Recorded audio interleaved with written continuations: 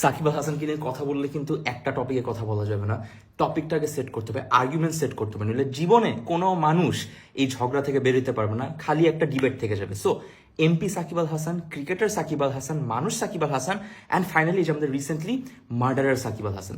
একটা একটা করে পয়েন্টে তাড়াতাড়ি চলে আসি। ক্রিকেটার সাকিব আল হাসান কিনে there is no debate at all. Cricket ওয়ার্ল্ডে best of the best all rounder, world class হচ্ছে সাকিব আল হাসান। আপনিও এগ্রি করেন, আমিও এগ্রি করি। ক্রিকেট নিয়ে কারো কোনো মাথা ব্যথা নেই, সবাই জানি Shakib is number one. Done, point কিন্তু এখানে শেষ, কোনো আর্গুমেন্ট নেই। সেকেন্ড আর্গুমেন্টে আসি, এমপি সাকিব আল হাসান। যখন সাকিব আল হাসান একজন এমপি, পুরো বাংলাদেশ অর্থাৎ স্টেটের অথবা অফিসিয়ালি ডিক্লেয়ার্ড একজন মিনিস্টার অফ পার্লামেন্ট, তখন কিন্তু সাকিব আল হাসান শুধুমাত্র একজন ক্রিকেটার না, ওনার শোল্ডারে বাংলাদেশের অনেকগুলো লাখ লাখ মানুষের দায়িত্ববোধ থাকার কথা। পুরা বাংলাদেশের মানুষকে শুধু পাওয়ার দিয়ে কিন্তু জাস্টিফাই করা যাবে না। যখন আপনি একটা পজিশনে থাকেন তখন কিন্তু আপনার এমপ্যাথি, আপনার ডিসিশন মেকিং, আপনার রেসপন্সিবিলিটি অনেক কিছু থাকে। সো এমপি সাকিব আল হাসান কি নাম্বার ওয়ান? না, কোনো ডাউট নাই, এখানেও কোনো আর্গুমেন্ট নাই। আর্গুমেন্ট এখানে শেষ। ক্রিকেট গেল, এমপি গেল, মানুষ সাকিব আল হাসান আসিবার। জুলাই মাস গেল, জুলাই মাসের মধ্যে 30 দিন গেল, 30 দিনের মধ্যে হাজার হাজার মানুষ মারা গেল, অনেকগুলো স্টুডেন্ট গুলি খাইলো, অনেক মানুষ গুম হয়ে গেল। এর মধ্যে থেকে প্রচুর পরিমাণে মানুষ হাত জোর করে বলছে, সাকিব ভাই প্লিজ কথা বলেন, আপনার মতো মানুষের ভয়েস খুব দরকার। কেউ বলেন এমপির ভয়েস দরকার, কেউ বলেন সাকিব ভাই আপনি ছক্কা মেরে ভয়েস দেন, কেউ বলেন সাকিব ভাই আপনি ইন্টারন্যাশনাল লেভেলে গিয়ে কথা বলেন। শুধু বলছে সাকিব ভাই মানুষ হয়ে একটু আপনার ভয়েসটা দরকার, মানুষের দরকার। মানুষ সাকিব আল হাসান কি 100-তে 100?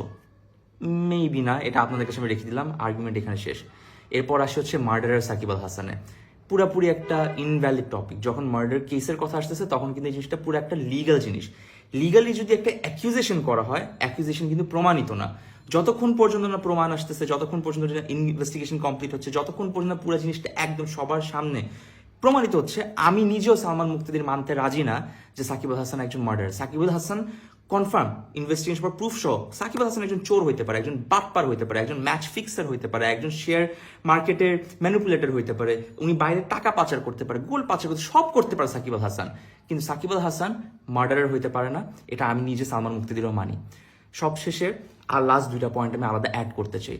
ওইখানে হচ্ছে পয়েন্ট নাম্বার ওয়ান, কিছু কিছু মানুষ কেন এই যে জুলাই মাস গেল, বন্যা গেল, কিছুর পরও সাকিব হাসান এখন পর্যন্ত একটা নর্মাল আছে না যে অ্যাকনলেজ করা। আমি বলতেছি না অ্যাকনলেজ করলে কিছু হয়ে যাবে, না করলেও কিছু হবে, বাট জাস্ট একটা মানুষ থেকে মানুষের যে এক্সপেকটেশন, ওই বেসিক এক্সপেকটেশনটা যখন পায় নাই মানুষ, সাকিব আল হাসানের থেকে এটা চাওয়াটা কিন্তু খুব বড় গুণ আর কিছু না। যে কোনো মানুষের থেকে, শুধু সাকিব না। তো কিছু কিছু মানুষ কেন বলতেছে কি এমন হয়ে গেছে, ও তো একজন ক্রিকেটার, নিউট্রাল থাকতেই পারে, অবভিয়াসলি থাকতে পারে, কিন্তু প্রবলেমটা হচ্ছে ওনাকে তো কেউ ক্রিকেটার হিসাবে ওনার থেকে মানবতাটা চায় নাই। এক হচ্ছে মানুষ হিসাবে চাইছে, দুই হচ্ছে একজন এমপি হিসাবে চাইছে, কারণ উনি অফিসিয়ালি এই রেসপন্সিবিলিটি নিছে আমাদের বিশ্বাস অর্জন করে। তো বিশ্বাসটা ভেঙে গেল না।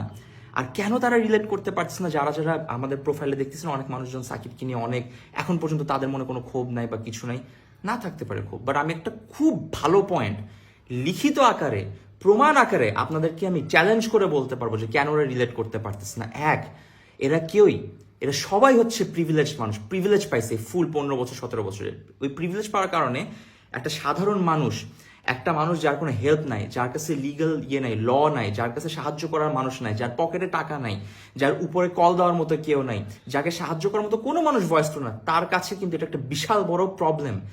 এই বছরের পর বছর এই মানুষটা সারা লাইফ ফিল করছে, বাংলাদেশে নিজের দেশ হয়েও সে কোনোদিন কিন্তু একটা দেশের মতো ফিল করেনি। ওর কাছে মনে হচ্ছে এটা একটা পুরা কেজ। দ্বিতীয় হচ্ছে, আমি যেরকম, আমারও কিন্তু পার্সোনালি কোনো কিছু এফেক্টেড হয়নি, বাট মানুষ হিসেবে আমার কাছে বারবার মনে হয়েছে, আচ্ছা ওই জানলার বাচ্চাটা তো আমার মেয়ে হইতে পারতো, ওই স্টুডেন্টটা আমার ভাই হইতে পারতো, রাস্তায় লাশটা আমার হইতে পারতো।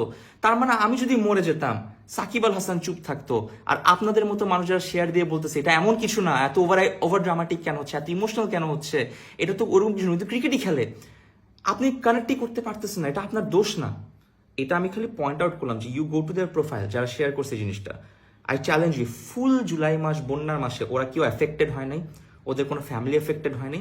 ফ্যামিলি এফেক্টেড হইলেও ওরা কখনো ওদেরকে সাহায্য করতে আগায় না, বিকজ ওরা ওই হিউম্যান কানেকশনটাই ফিল করে না। এটা আপনাকে আমি লিখিত দিব, তো বললাম ওরা অ্যাকনলেজই করতে পারেনি প্রবলেমটা কোথায়, ওরা জানি না, ওরা একটা বাবলে বাস করে। লাস্ট একটা কোশ্চেন ছিল, সাকিব আল হাসান হাজার যাই করুক, ও তো দেশের সম্পদ। এই আর্গুমেন্টটা আমি আপনাদের উপর রাখলাম, আমি কোনো আর্গুমেন্টটা যাবো না, একটা ছোট জিনিস দিয়ে শেষ করতে চাই। ফজলুল করিম আমাদের ওয়ান অফ দ্য অ্যাডভাইজার্স, উনি বাংলাদেশের যে মেট্রো রেল যেটাতে মানুষ চলে, জনসাধারণ নিম্নবিত্ত থেকে শুরু করে মধ্যবিত্ত বা নিম্নবিত্ত মধ্যবিত্তর মাঝখানে বা তার উপরে মেট্রো রেল ইউজ করে যারা, তাদের মেট্রো 1 বছর ধরে ইউজ করতে পারার কথা না, প্রচুর টাকা খরচ হওয়ার কথা, আর বলে দিছিল যে দুর্নীতি হবে, অনেক কি হবে, তারপর হয়তো মেট্রো রেল ফিক্স হবে, অনেক টাইম লাগবে। 7 দিনের মাথায় এই লোকটা মেট্রো রেল ফিক্স করছে। এই যে মেট্রো রেল দেশের সম্পদ, দেশের মানুষের টাকা দিয়ে যে মেট্রো রেলটা বানানো, দেশের মানুষই এটা সুবিধা এখন ভোগ করতে পারতেছে উনার জন্য, উনি দেশের সম্পদ। যেই 17 বছরের ছেলে সাকিব আল হাসানের জার্সি পরে জেলে গেছে, 7 দিনের রিমান্ড খাচ্ছে একজন মাইনর হিসেবে দেশের জন্য, ওই ছেলেটা একটা দেশের সম্পদ। যেই ছাত্ররা গুলি খাইছে শুধুমাত্র যাতে আমরা স্বৈরাচার থেকে মুক্তি পাই, ওই যে গুলি খাইলো, মাইর খাইলো, টর্চার হইলো, আমাদের অ্যাডভাইজার্সরা, সমন্বয়করা, এরা দেশের সম্পদ। ওদের রেজাল্টে আমি আপনি আজকে এই যে বুক ফুলায় কথা বলতে পারতেছি, এরা হচ্ছে দেশের সম্পদ। আমি সালমান মুক্তাদির ও সাকিব আল হাসান নিজের ট্যালেন্ট বিক্রি করে এন্টারটেনমেন্টের মাধ্যমে ফেমাস হয়েছি, আমরা কেউ দেশের সম্পদ না, আমরা বালটাও না। So please understand the difference before you talk and before you get into an argument. Understand humanity first, empathy first. কেউ এখানে দেশের জন্য কিছু করে না, আমি দেশের জন্য কিছু করি না, আমি দেশপ্রেমী না, আমি কোনো দেশের কেউ না, আমি দেশে থাকবো না, ওপেনলি বলছি। স্টিল একটা দেশপ্রেমী না হয়ে যদি আমি এত কথা বলতে পারি, এতগুলো ছেলে মেয়ে, ইয়াং ছেলে মেয়ে যদি আসতে পারে, পাওয়ার হাতে নিয়ে, টাকা হাতে নিয়ে, দেশকে ভালোবেসে জাতীয় সঙ্গীত গিয়ে প্রত্যেকদিন ওপেনিং করার আগে যে মানুষগুলো বলছে আমি দেশের মানুষের জন্য কাজ করতে চাই, আমি এমপি হইতে চাই, definitely he is bound to be answerable to Bangladesh. Idiots.